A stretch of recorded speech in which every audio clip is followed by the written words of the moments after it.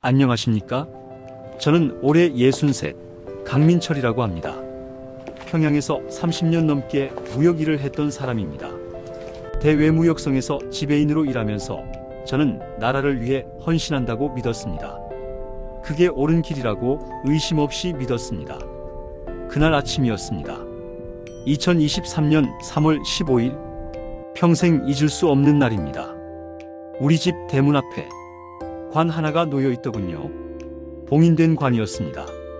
아들 현우, 24, 국경경비대 소대장으로 복무하던 아이였습니다. 관은 단단히 잠겨 있었고 뚜껑 위엔 붉은 도장이 찍혀 있었습니다. 열어볼 수도 확인할 수도 없는 관. 군에서 내려온 말은 딱 한 줄이었습니다. 훈련 중 사고로 순직. 그게 전부였습니다. 어떤 훈련이었는지, 어디서 어떻게 된 일인지 아무것도 알려주지 않았습니다. 아내는 관 앞에 쭈그려 앉아 손만 떨고 있었고 딸 민지는 관 위를 쓰다듬으며 나지막이 물었습니다. 아빠, 오빠 맞는 거죠? 전 대답할 수가 없었습니다. 저 스스로도 확신이 없었으니까요. 얼굴도 볼 수 없는데 어떻게 우리 아들이라고 확신할 수 있겠습니까? 며칠 뒤였습니다. 중국 단둥에 있는 오랜 파트너한테서 전화가 왔어요.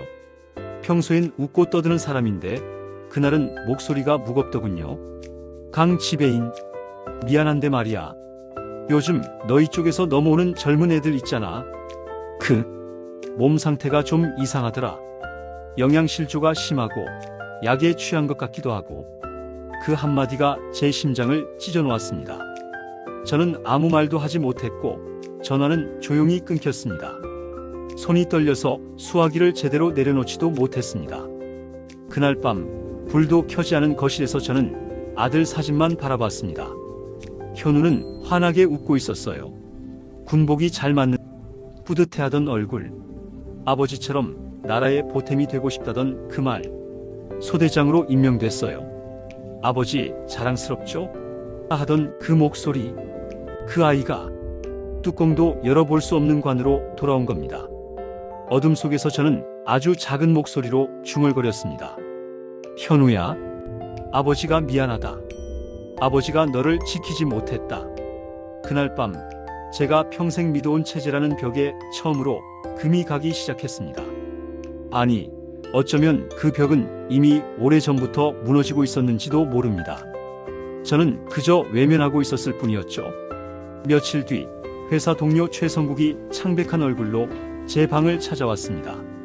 성국이는 저보다 5살 아래 회계 담당으로 20년 넘게 함께 일한 사람이었습니다. 그의 아들도 군 복무 중이었죠. 문을 닫자마자 그는 갈색 봉투 하나를 제 앞에 내려놓았어요. 민철 동무, 나 이거 보고 며칠을 못 잤어. 정말 모르고 싶었는데. 봉투 안에는 제가 평생 외면해왔던 진실이 가득했습니다. 군부 의료물자가 중국 시장에서 재판매되고 있다는 기록, 보고서 속 배급량과 실제 배급의 차이, 사망자 처리 보고라는 제목의 문서들, 의무과의 사인 조작 정황까지. 그 서류들을 보는 동안 손끝이 저리도록 떨렸습니다. 민철 동무, 이 체제 정말 썩었어. 우리가 믿어왔던 게 다 거짓이야. 우리 아들들도 다 사고로 죽은 게 아닐 수도 있어. 영양실조로, 질병으로, 혹은. 그의 목소리가 떨렸습니다. 혹은 다른 이유로. 그의 말이 끝나는 순간 제 머릿속이 새하얘졌습니다. 현우의 얼굴이 떠올랐습니다. 봉인된 관. 열어볼 수 없었던 그 관. 다음 날 아침 회사 로비엔 보위부 차량이 서 있었고 검은 코트 입은 요원들이 소리쳤습니다.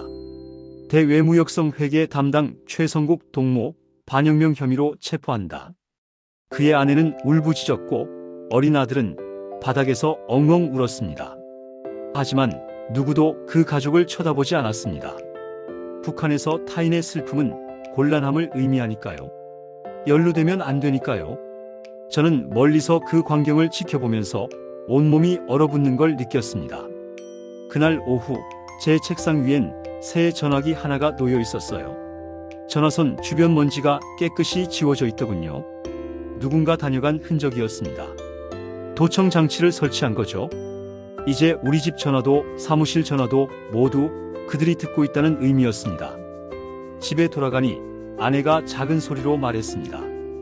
여보, 오늘 이상한 사람들이 우리 집 앞을 계속 기웃거렸어요. 사진도 찍는 것 같았어요. 딸 민지는 학교에서 친구들이 갑자기 말을 안 건다고 했습니다. 선생님도 민지를 부르더니 요즘 집안 분위기가 어떠냐고 물어봤다고 했습니다. 그 순간 저는 알았습니다. 이제 우리 집도 그들의 눈에 들어갔다. 더 이상 시간이 없다는 걸 저는 뼈저리게 깨달았습니다.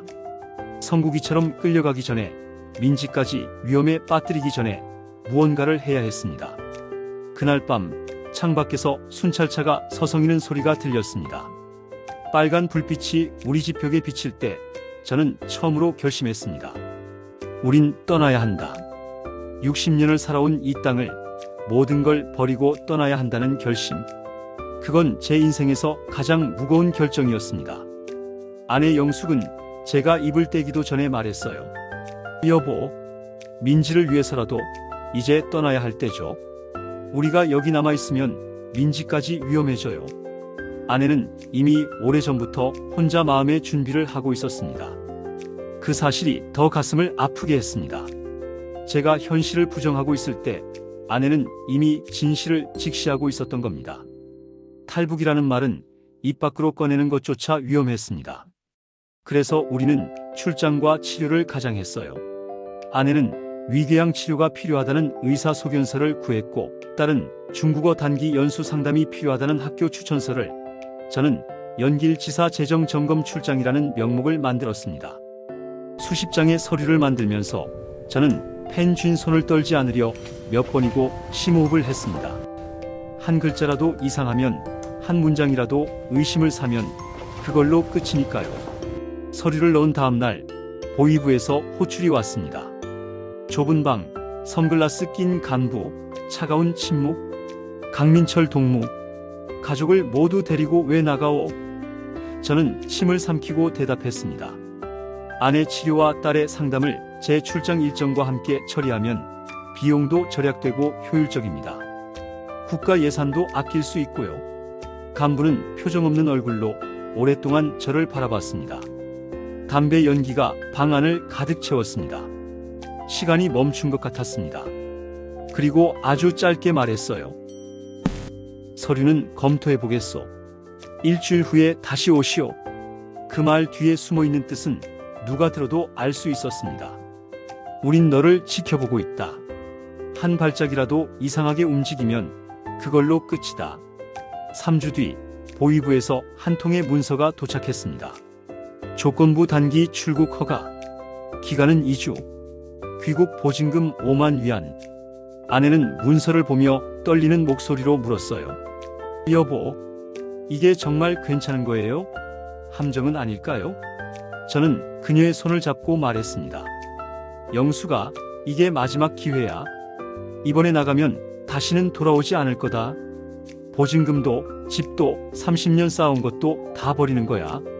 하지만 그래야만 민지가 산다. 그날 밤 우리는 부엌등 한 줄기 아래에서 서로의 손을 잡고 오랫동안 앉아 있었습니다. 말없이 하지만 단단하게.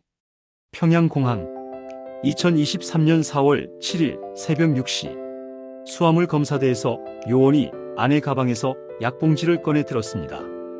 이건 뭐예요? 심장이 멎는 줄 알았습니다. 아내는 침착하게 대답했어요. 위궤양 약입니다. 친척이 치료를 돕는다고 해서요. 처방전 여기 있습니다. 요원은 처방전을 뒤적이며 우리 가족을 한 명씩 훑어봤습니다. 민지는 고개를 숙이고 있었고 제 등에는 식은땀이 흘렀습니다. 잠시 후 요원은 가방을 던져주듯 다시 밀었습니다. 가시오. 비행기가 이륙하는 순간 저는 창밖을 바라보며 생각했습니다. 이제 정말 다시는 돌아오지 않는구나. 연길의 여관 뒤 골목. 밤 11시 조선족 브로커 박진우가 말했어요. 지금부터 여러분은 이름이 없습니다. 조선족 가족으로 살아야 합니다. 말 실수하면 끝입니다. 공안에 걸리면 전부 북송됩니다. 알겠습니까? 딸 민지는 제 손을 꼭 잡았고 저는 떨리는 딸 손을 더 꼭 감싸줬습니다. 민지는 그날부터 한마디도 하지 않았습니다. 무서워서 실수할까봐. 다렌에서 탄 낡은 화물선, 기름 냄새가 진동하는 깜깜한 기관실 옆 공간, 천장 높이 1m도 안 되는 곳에 우리 가족과 또 다른 두 가족이 숨어 지냈습니다. 아이는 멀미로 울었고 아내는 아이를 껴안은 채 잠을 이루지 못했습니다. 저는 선원들의 발소리만 들려도 심장이 멎는 듯 했어요. 밤마다 갑판 위에서 들리는 웃음소리, 담배 피우는 소리, 전화 통화하는 소리. 그 소리들이 가까워질 때마다 우리는 숨도 제대로 쉬지 못했습니다. 우리는 일주일 동안 조용히 숨만 쉬며 버텼습니다. 새벽 안개가 짙게 깔린 메콩강 지류, 작은 나무배. 브로커가 말했습니다. 강 한복판에서 들키면 아무도 못 돌아갑니다. 총 쏩니다.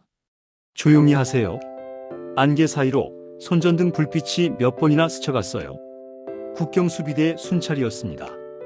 그때마다 딸은 울먹이며 말했습니다. 아빠, 우리 살아서 갈 수 있을까? 저는 울음을 삼키며 말했습니다. 민지야, 아버지 믿어라. 오늘만 견디면 우리 다시 태어난다.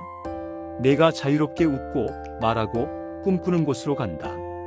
강가에 발을 디디자 딸 민지는 그대로 주저앉아 울었습니다. 아내는 하늘을 올려다보며 오랫동안 말이 없었어요. 저는 떨리는 다리로 겨우 한마디를 뱉었습니다. 살았다. 우리 살았다. 열흘 동안 우리는 이름 없이 그저 숨을 쉬며 살아남았습니다. 태국 이민국, 한국 대사관, 그리고 인천행 비행기. 모든 과정이 꿈처럼 흘러갔습니다. 태국 이민국 직원이 우리에게 물었습니다. 한국 가고 싶으세요? 저는 고개를 끄덕였고 직원은 웃으며 말했습니다. 괜찮아요. 안전해요. 그 한마디에 아내가 울었습니다. 괜찮다는 말, 안전하다는 말을 60년 만에 처음 들었으니까요. 기내식이 나오자 아내는 먹던 숟가락을 내려놓고 조용히 울었어요. 민철 씨, 이렇게 편하게 밥을 먹는 게 이렇게 낯선 줄 몰랐어요. 누가 뺏어가지 않을까? 누가 보고 있지 않을까? 그런 생각 없이 먹는 밥이 이렇게 이상한 줄. 국정원 조사. 북한에서 조사란 고문과 공포의 다른 말이었죠. 하지만 한국 조사관은 따뜻한 차를 건네며 말했습니다. 많이 긴장하셨죠? 천천히 말씀하셔도 됩니다. 중간에 쉬셔도 되고요. 여긴 안전한 곳입니다. 강민철 씨, 대한민국에 오신 걸 환영합니다. 그 말에 제 눈가가 뜨겁게 젖었습니다. 환영받는다는 말, 안전하다는 말, 그 단어들이 이렇게 큰 의미를 가진 줄 몰랐습니다. 하나원에서의 일상은 북한에서의 60년을 뒤집었습니다. 자유롭게 질문하는 수업, 24시간 따뜻한 온수, 침대 위에서 웃는 딸, 창문을 마음껏 열 수 있는 생활. 어느 날 수업 시간에 선생님이 물었습니다. 궁금한 거 있으면 언제든 질문하세요. 저는 손을 들지 못했습니다. 60년 동안 질문은 의심이고 의심은 반역이었으니까요. 하지만 옆에 앉은 젊은 탈북민이 손을 들어 질문했고 선생님은 웃으며 대답했습니다. 혼내지 않았습니다. 의심하지 않았습니다. 저는 그곳에서 처음으로 깨달았습니다. 사람이 사람답게 사는 나라가 실제로 존재하는구나. 첫 임대 아파트. 경기도 어느 작은 도시의 아파트 2층. 베란다 너머의 야경. 딸 민지에겐 처음 받아보는 칭찬이 있었고 아내 영숙에겐 두 번째 인생을 준비하는 웃음이 생겼습니다. 민지는 학교에서 친구들이 생겼다며 환하게 웃었고 아내는 동네 마트에서 자유롭게 장을 보는 게 신기하다고 했습니다. 어느 날 저녁 아내가 말했어요. 여보, 우리 여기서 두 번째 인생 살아도 될까요? 이렇게 편하게 살아도 되는 걸까요? 저는 아내의 손을 잡고 말했습니다. 그래, 영수가. 이제 우리 숫자가 아니라 사람으로 살자. 감시받지 않고 두려워하지 않고 그냥 평범하게.